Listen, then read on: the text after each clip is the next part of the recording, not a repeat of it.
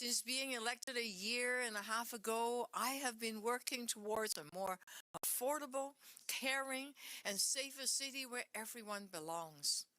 But we face challenges. Housing costs are sky high, and hope is dimming for young people and families. On Saturday night, I met Youssef. He and his wife and kids are crammed into a small one-bedroom apartment in Thorncliffe. The rent takes up 60% of his income. And he was looking tired. He asked me if I could comfort and control the rent in Toronto to help make his life a bit more affordable. I told Youssef, I have no power to control rent. That is up to the premier in the province. But I can help build much more affordable housing as quickly as possible.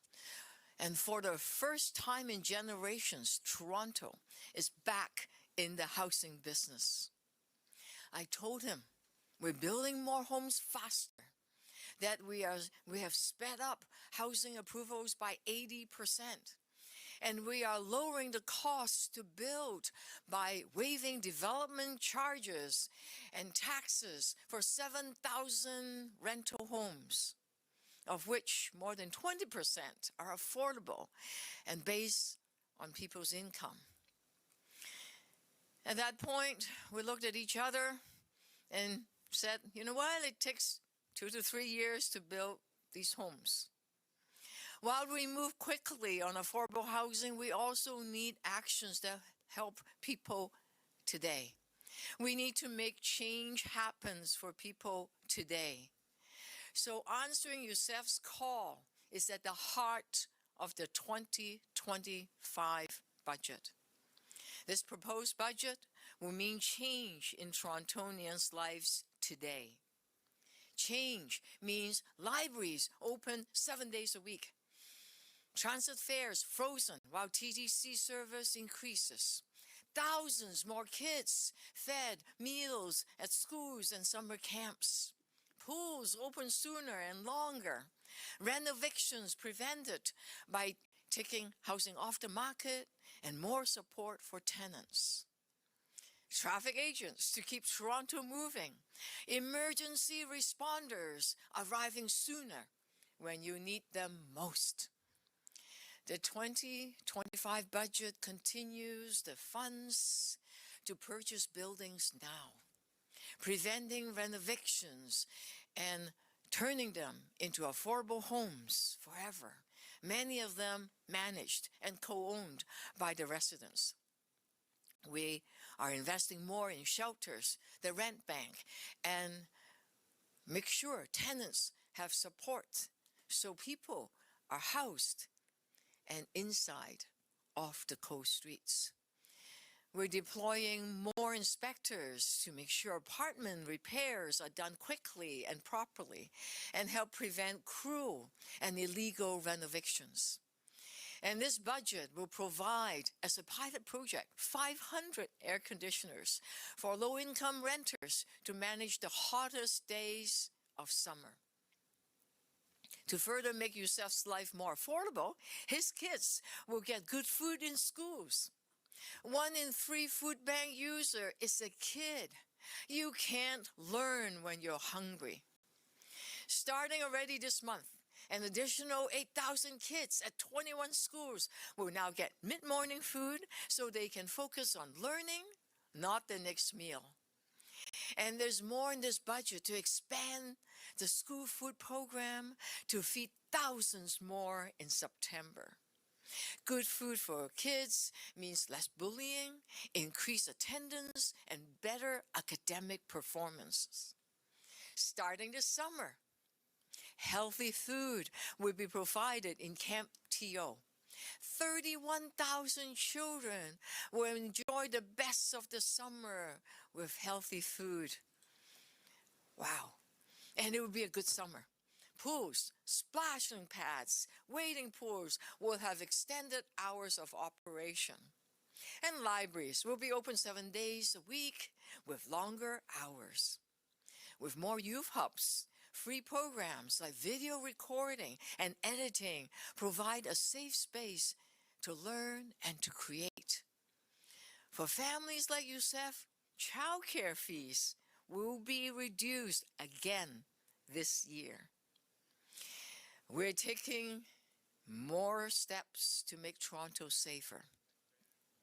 While the number of people killed and injured is the lowest in 5 years, intimate partners violence has increased, with police responding to over 15,000 incidents last year. The city has declared an epidemic and is piloting a service to help families fleeing violence land on their feet faster. We're investing in core services and frontline workers to make sure that there's safety. Whether you are taking TDC at night, a senior who needs to take an ambulance, or relying on sidewalks and road clear of snow and ice, or in need of crisis intervention, the city has to work for you. Toronto has grown by 35% in the last 10 years to 3.2 million people. And just 1 year alone, there were an extra 125,000 people coming into the city. Faster response time is critical when a Torontonian is calling for help.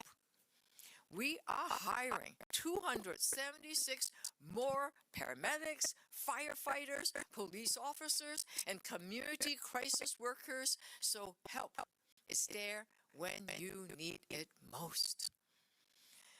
Through last year's investment, police were able to respond to emergency calls faster.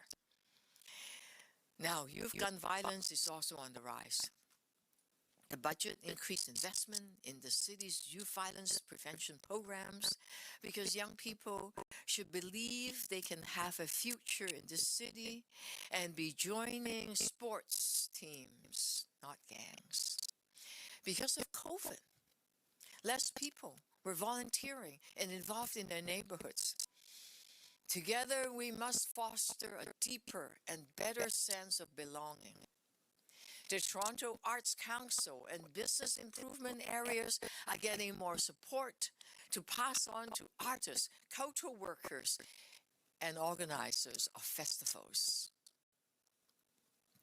Diversity is our strength, and it is up to all of us to build the bridges that lead to a more vibrant, caring, and empathetic city. Finally, we're working to keep Toronto moving.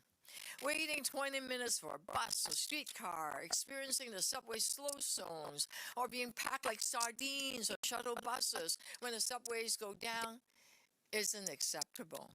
People deserve better, and the TDC must be the better way. So last week, I announced we are freezing TDC fares while delivering better and faster service. And we are making the largest 10-year capital investment in transit infrastructure ever. With the help of the Provincial New Deal and Ottawa, plus the city's building fund started a decade ago, the order is going in to buy new subway cars for Line 2, finally. Desperately needed repairs will be made, reducing the backlog in TDC by half. Stations will be brighter, cleaner, and you can actually hear the speaker systems. And for drivers and transit users stuck in gridlock, we are expanding the number of traffic agents from 25 to 100. It was four when I took office. Because we know every minute saved is more time with loved ones. Getting time back. Feeling safe again. Knowing city services are there for you. Being able to afford to stay in this city we love. Youssef and his family deserve this.